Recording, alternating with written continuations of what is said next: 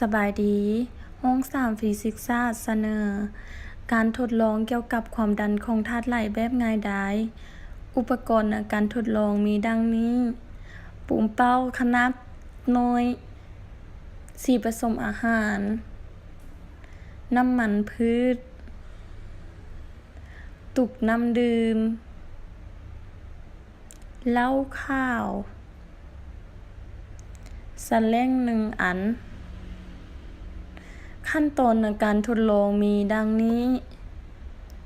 นำเอาสีผสมอาหารไปผสมกับน้ำธรรมดา เพื่อสะดวกในการสังเกต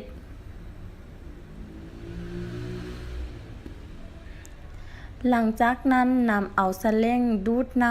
ำซีเซอร์เครื่องวัดเทคในระดับที่เหมาะสม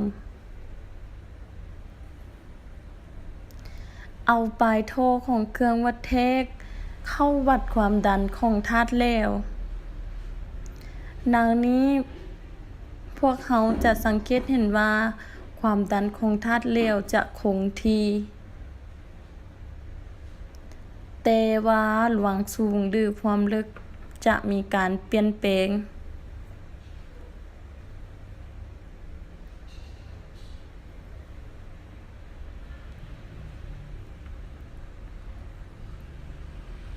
ต่อมาพวกเขาจะเปลี่ยนเอาเหล้าข้าวมานำเสาในการทดลอง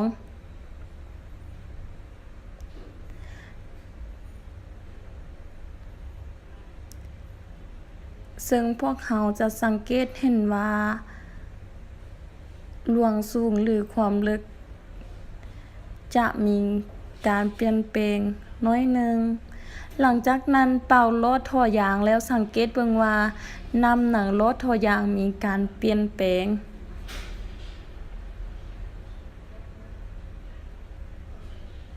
นี่ก็เป็น